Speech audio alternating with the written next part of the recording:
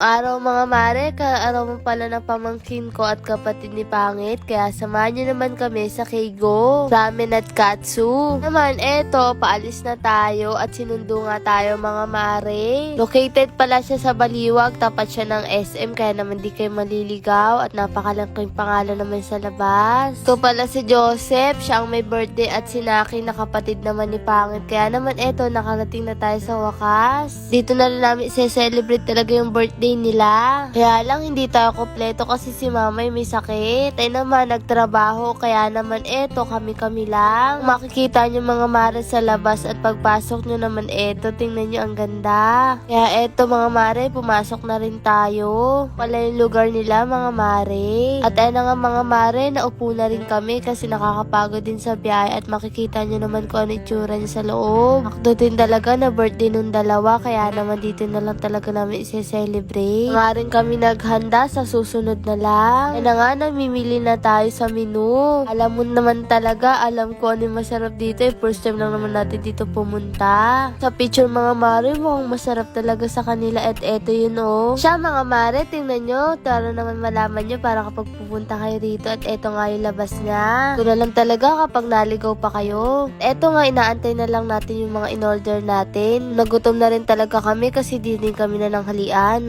Tamang inom lang tayo. Nga natatawa kami pag sinasabihan kami maluho, tingnan nyo na may lalagyan natin ng tubig, di tayo makabili. Hindi nyo yata napapansin, bagong gupit si Mayor. Napaka-pogi ni Pangit. Kaya na nga sinerve na yung una. Ito sa nagustuhan namin, napakasarap niya, tas napakainit pa. Naman talagang magugustuhan nyo dito kasi kapag isi-serve niya ay mainit pa talaga. Tao din kasi talaga na gusto talaga nilang pagkain ay mainit. Wala ang itsura niya mga mare, diba? Ang sarap. Nga sa gutom namin, ayan na nga, tinikman ko na. Nag-uusok-usok pa nga siya mga mare, kahirap na hirap ako. Masasabi ko talaga napakasarap niya. At na hirap ako, talagang ninuya ako. Tapos nga mga mare, sinaki naman yung sumubok kasi siya naman talaga ang birthday boy, siya kasi Joseph. Nakakatuwa nga, sabay pa talaga silang dalawa. 19 na si Naki, 30 naman si Joseph, at ayun nga, nagustuhan din naman niya. Tapos nga ni Naki, eto naman si Joseph, pinasubok namin. Nakakatuwa nga na nadadala natin sila sa ganito kapag kaarawan nila kasi kami dati mga mare kahit pansit ay wala pa. Kapag nakakaluwag kasi mama, ang ginagawa niya, magluluto siya ng pansit tapos ay sardinas na sa katoyo, okay na yun. Sa mga di ko makakalimutan, naging handa namin nung mga bata kami. Na nga, dumating na rin to mga mare, isa to sa masarap na gusto namin. Fusion dumpling, homemade nila yan, kaya napakasarap. Tingnan nga rin tong curry katsu mga mare, sa picture pa nga lang masarap, pagkita namin mukhang masarap talaga siya sa personal. Talaga nang magugutom ka kapag ganito ba naman kasarap yung iahain sa'yo. Tingnan nyo naman to mga mare, may mga ramen din sila. Hindi na mga mare rice meal yun. Eto naman mga mare ramen. Kapag mahilig ka sa masabaw, lalo na kapag maulan, sarap nito. Sasamahan mo pa ng maanghang-anghang, grabe. Ang pagpapawisan ka. Hindi na nga lang din kami serving plate para naman lahat namin matikman. Hati-hati din kami mga mare. O siya, isa to sa pinakamasarap, kaya kapag pupunta kayo dito,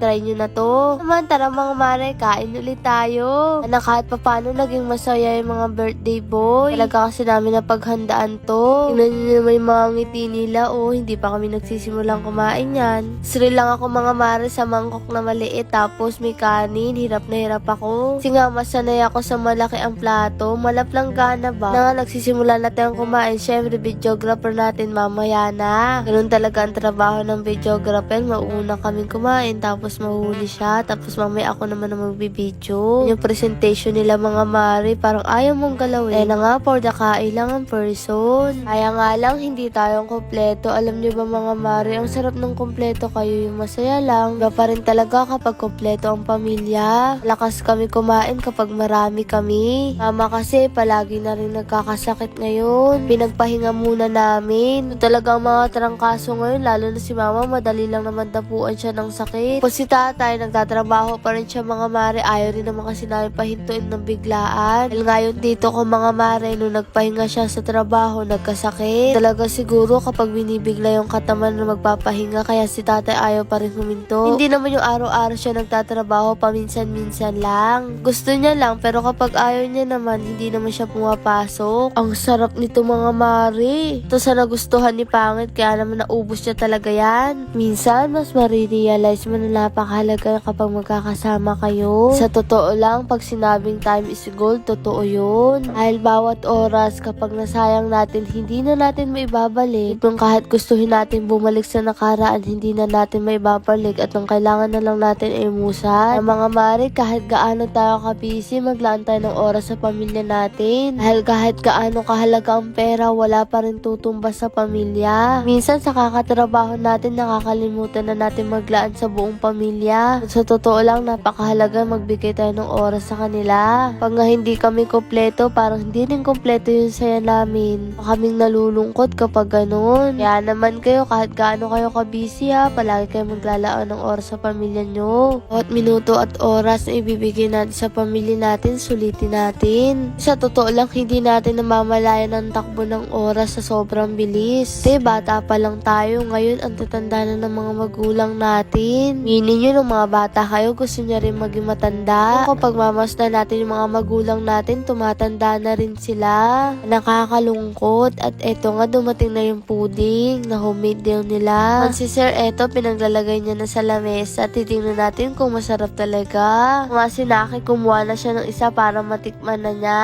Di nga, eto na lang din ang cake nilang dalawa. Sa susunod na lang, tinatanong namin kung gusto nila, sabi nila wag na daw. Mga kapatid ko ang akala ay leche flan. Ninikman niya mga mare, natawa, hindi pala siya leche flan. Sabi nga kanina, pudding daw. At eto ang dalawang birthday boy, tingnan niyo naman, ang sweet, nagbibigayan pa. Sarap sa pakiramdam na naibibigay natin yung mga gusto ng mga kapatid natin o pamangkin man. Gusto kasi talaga namin iparanas yung mga hindi namin naranasan ng mga bata pa kami. At ito nga sinaki, eto ang nanatagpo, ang sarap na sarap. Pre, magpapahuli ba naman si Pangit? Yun naman ang gupit niya, napaka-pogi niya ngayon for today's video. Tapos samahan niyo pa napakagandang ngiti habang kumakain siya nito.